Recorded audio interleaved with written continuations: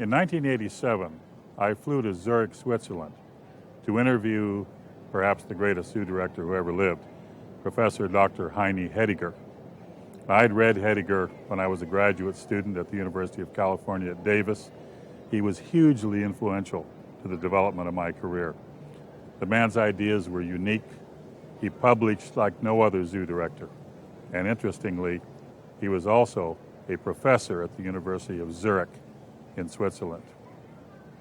We set up the film in the Africa House at Zoo Zurich.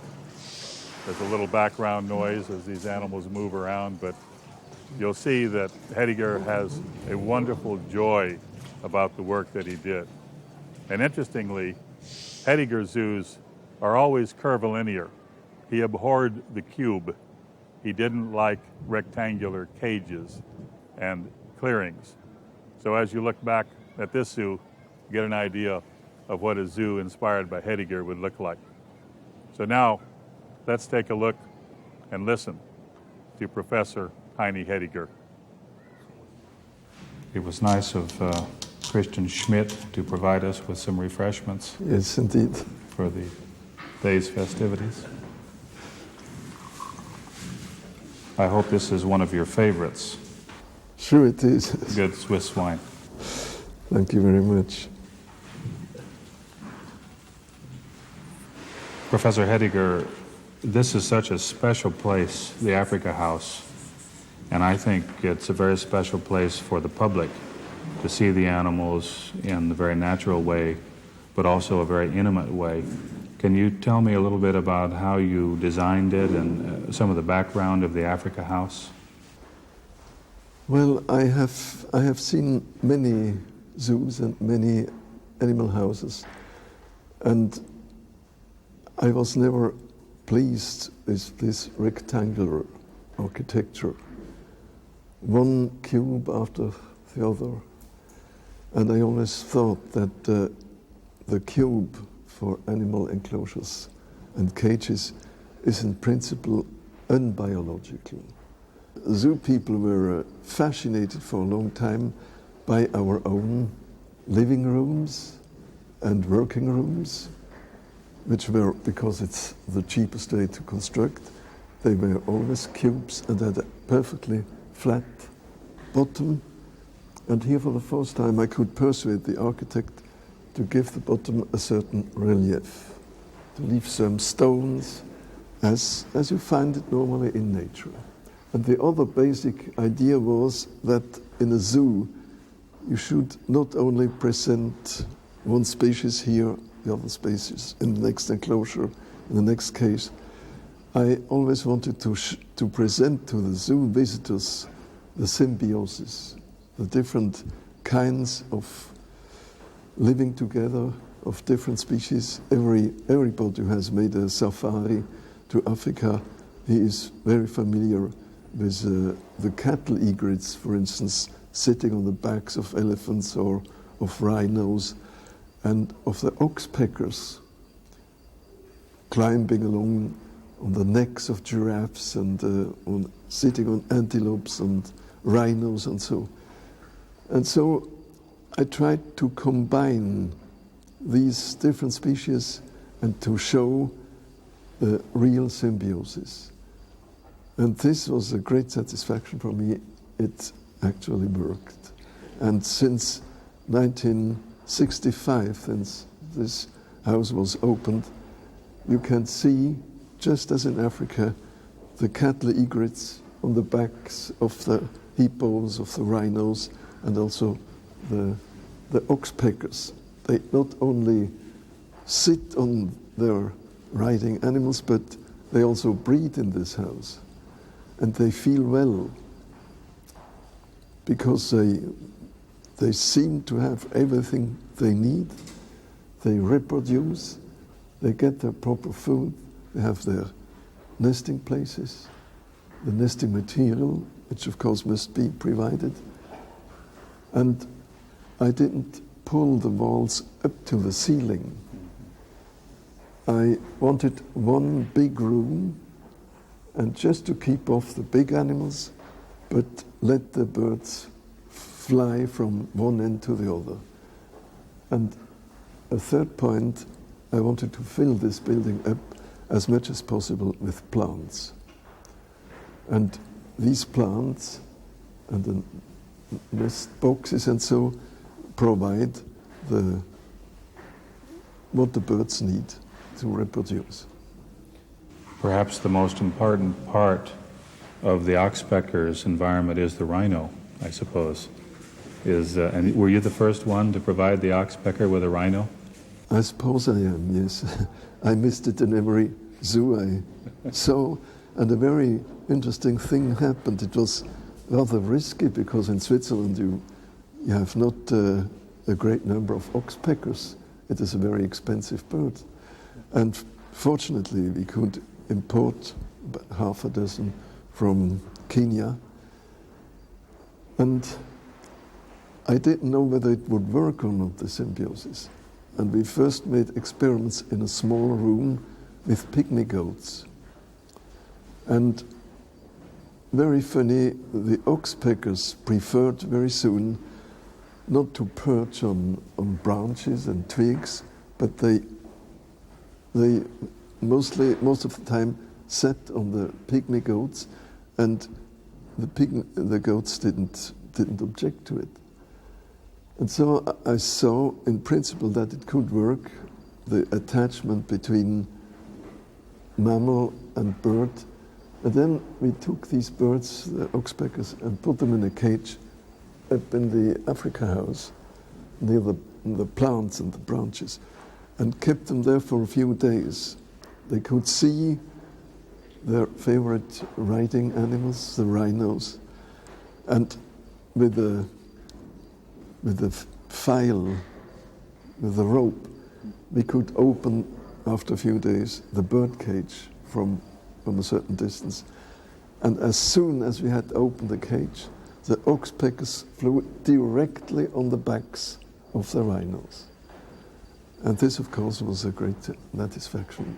For me, these birds spent a lot of time riding on their natural symbiotic mammals. By the way, another idea was, of course, to avoid all the iron bars. Yes. I'm convinced that today you can construct whole zoos, birds included, without wire meshes and iron bars. And this material should be avoided, in my opinion, because it reminds a prison. Yes. But the animals we have now, and the birds, all the animals we have now in zoos, really do not feel as prisoners. They feel as ground owners. They consider the room that they have at their disposal as their private property, and they prove it because they mark it also. They put their olfactory marks, the secretions of the different glands, or the birds mark their territory by their song, exactly as they do in nature. And I think this is a sure proof that the animals as subjects really feel as ground owners and not as prisoners. Of course, the greatest surprise here in Zurich Zoo was when I opened the first open aviary. I got this idea from the United States, from different zoos, Philadelphia and St. Louis. I was very much impressed to see birds in their biotopes and fly about, even in the visitors' room from time to time, but they would never stay in the visitors' room, which was separated from the bird biotope only by a small glass barrier. Because on the visitor's side, the bird didn't find anything interesting to him. Mm-hmm. No food, no decent perching opportunities. So they made perhaps a round flight, but they always returned in the biotope reserved to the birds, where they had everything they were looking for: food, suitable nesting places, and so on. But this was a surprise, and I remember some members of the board, they didn't trust the idea, and they telephoned to different colleagues what they thought about the open aviary. They thought that all the birds would rush away in the first half hour after the opening, but they, as expected, the birds stayed in their room. There is now a movement to create more naturalism in the way that exhibits are designed in America. Do you find this to be a very encouraging trend? Well, I personally did never use artificial plants or artificial trees, because in the relatively small zoos I was director of, I had enough natural material. For instance, tree trunks, which we could get from the near woods, or lianas, climbing plants, or leaves, foliage, and so. There is a choice of plants which are very decorative, like the gum trees here, for instance. I think this is a very good zoo plant on which the cattle herons like to perch. And this fig tree is normally not, the fig leaves are normally not eaten by the animals. And I think if you have a close examination, you can find a number of plants which are not destroyed by the animals, and which have all the other effect as serving for putting their secretion, marking secretions, which serve as for holding their nests and so on. I think there are, if you have a close look, you can find a lot of natural plants to be used in zoos. Professor Hediger, you've talked about quality and quantity of space, and I gather from your writings that it's not so important how much space an animal has, but what is in that space. An animal in a very big cage can feel very unhappy when the quality is not corresponding. A naked cage, of course, is a biological nonsense. It's much more important for the animal to have all the elements which exist and which he uses in his natural territory to be represented, even in a comparatively small cage. Say, for instance, a bath.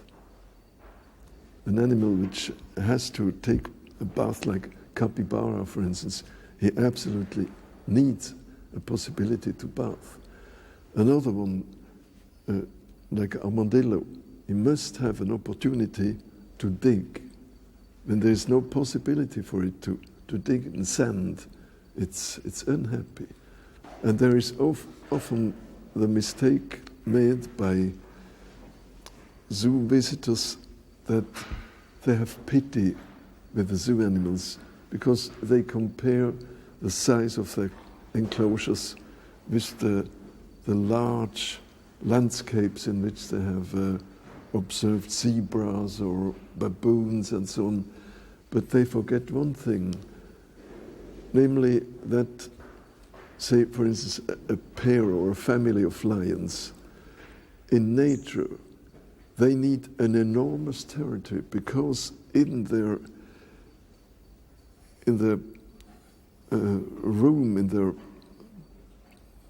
their territory, they have to breed lots of zebras and of warthogs and of other animals on which they prey. But in captivity, the lions and the other carnivores, they get the necessary amount of food as often as they get enough. That's why an artificial territory, that is an enclosure in a zoo, can be 1,000 times, maybe 10,000 times smaller than the natural territory. More important is, for instance, the cover, a possibility for an animal to hide, to retire, or shade and sun, or a different kind of bottom, or of well, to lay down, to be quiet and comfortable. These are the important points, I think. In the Africa house here in Zurich, the rhinoceros has a very naturalistic environment.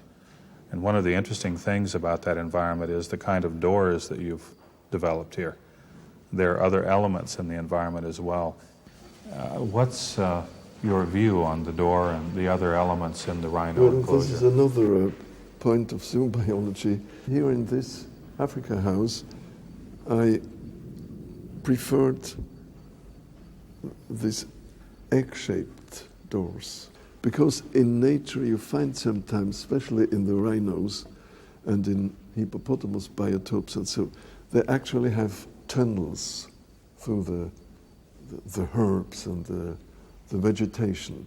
So this round form is rather appropriate to these animals than a square form. And as we have to use doors in zoos, of course, it is very important that you never rush an animal through a door. You have to give him time. You have to open the separation between two different rooms very cautiously, without frightening it, and to give him time to look around and then to pass from one space to the other. You see this in nature, where there are no doors, but there are differences in space. When you watch here in the woods around the zoo, for instance, a roe deer, which lives in the woods, before it comes out in the open landscape, on the meadow, it always stops at the edge of the wood, and it makes sure that there is no enemy. It doesn't rush from the woods to the plain, to the open country. And this should be respected also in captivity.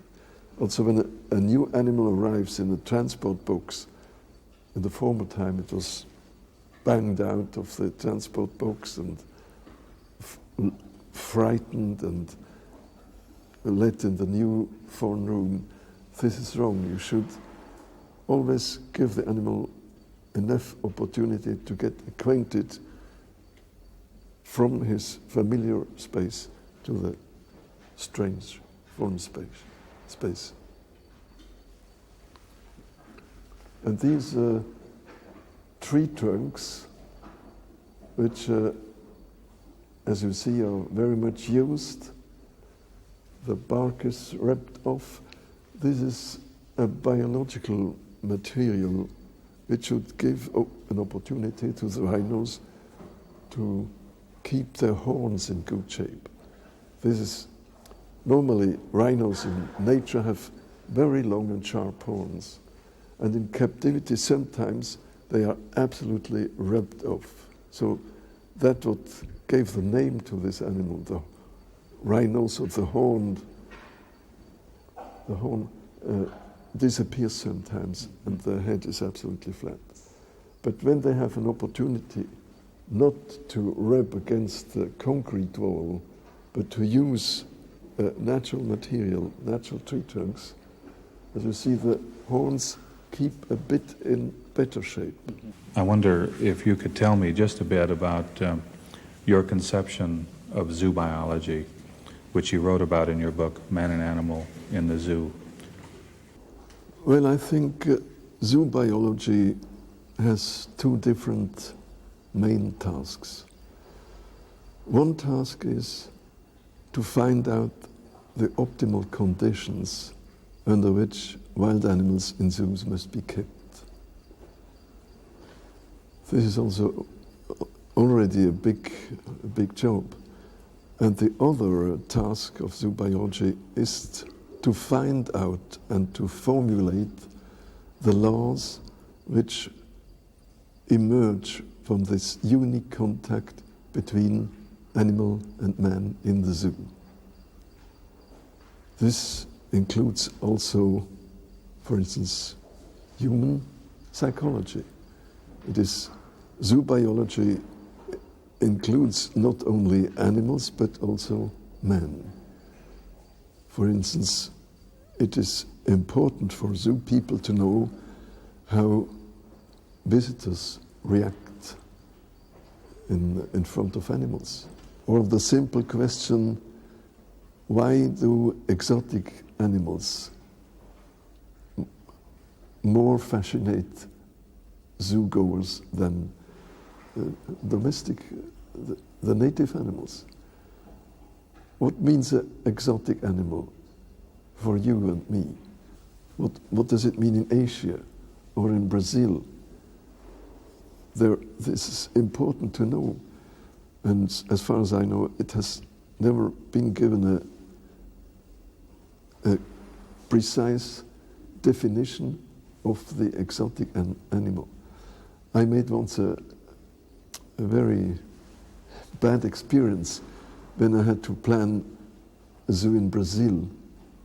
I had the idea to present these small vultures, the urubus, you know, the small black vultures, which fly also over the big cities.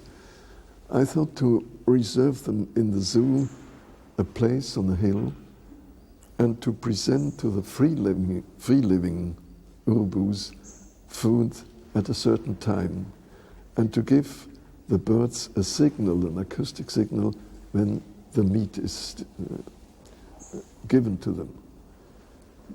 I thought this was a splendid idea, but it didn't work.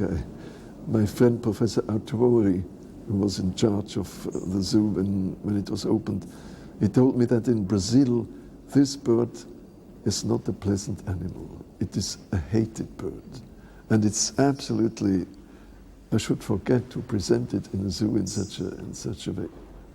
But take another example. In Austria, in Innsbruck and in another zoo, there's one of the main attractions is free-living vultures. Because in the Alpine region, for the people, free-living vultures, this is something superb. And of course they want to see this bird in the zoo, especially if you can present it free. So in Austria and in Brazil, vultures can have an absolutely different meaning. Did you encounter psychology early in your training? Were there particular writers that influenced your thinking? I was always interested in psychology, but when I was a young student, there was no possibility at Swiss universities to study animal psychology. So I studied human psychology, and I also passed an exam in human psychology, which was very useful to me in my later profession. Because in a zoo, you do not have to deal only with animals, but as important are also the humans and their psychology.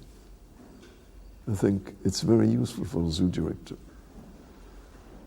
Not also concerning the visitors, but also the staff, the crew. Yes.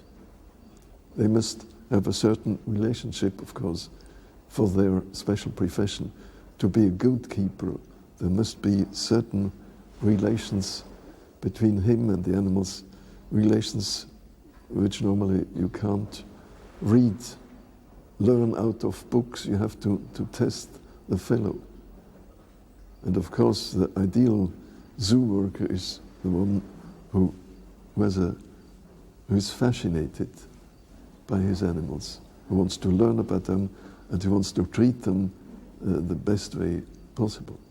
I know that you value science and the scientific approach to zoo management. How can we encourage more development of science in zoos, and what is the fundamental problem of developing a scientific zoo? Well, many of zoo problems come down to financial problems. And of course, scientific work, which is absolutely necessary in every zoo, costs a bit of money. But it's difficult. I found it in my experience, it's very difficult to convince people that it's not enough to show a couple of animals, to feed them, to clean their cages, but they also, there must be some scientific work done with them. Without this scientific work, there is no zoo possible. We are no longer in a position to keep animals just for show. Scientific work is absolutely necessary. Practically every zoo, even a small zoo, offers enough opportunity for scientific work. Because we need so little about most of the animals that you can start practically everywhere. I recommended my students, you choose an animal to which you have a certain sympathy or a relation. And then you ask, what does this animal? How? At what time? How long? Why? And all the details connected with it. And this is, in my opinion, is already, as simple as it may be, is something of scientific interest. For instance, some of my students worked on the thesis about drinking. What did we know before about drinking? And there are animals who don't drink at all, like the koala, for instance, or certain African gazelles and so. And how do they drink? It's incredible how lions drink. They put the upper side of their tongue in the water and lick the water and bring the little water on the top of their tongue into their mouth. And so, another thesis is the begging behavior of animals. Today, this thesis could not be written anymore because the zoo animals do not beg anymore. Feeding is forbidden, fortunately. But I'm very glad that this interesting behavior has been studied before it has disappeared from the zoos. It's mostly learned behavior. Or the way, for instance, an animal constructs his personal territory, how he chooses the fixed points, how he changes them itself, and how the connections are between, say, drinking place and resting place and so on. How these pathways are constructed. There are minor pathways and main pathways between the fixed points, and how the secretions of marking are applied to the surrounding and so on. There's indefinite amount of things you could study practically in every zoo. In your tenure as zoo director, perhaps there were animals that you liked a little better than others. Are there any animals that you regard as your favorite animals? As a zoo director, you have to care for all animals with the same passion. But if you ask me now, I must say I have a special relation to the hippos and to the colored tree frogs, which sometimes are more beautiful than a butterfly, because the colors are more brilliant and more lively even than from a butterfly. What is it about the hippopotamus that strikes you most interesting? Well, this is difficult to answer. I think it's one of the most marvelous creatures that exist. And I have seen them very early. I have seen them in Africa. I could watch them for a long time, and by the dozens, by the hundreds even. And I like the noise they have. Yes. And I think they are very intelligent. They have a good memory and recognize you after long intervals. All of these animals, especially the big ones like hippo, rhino, and elephant, they benefit from training. I've read in your works that you believe that training is a very important part of zoo management. Can you talk about that? Well, I think that many animals in zoos have a lack of occupation. In nature, they must always be on the qui-vive. They are always in a certain danger. They have to check whether there is an enemy sneaking close to them, and they have to get their food. But in zoological gardens, they are secure. They are never threatened by enemies. They get their food. And so some of the main natural activities are not necessary.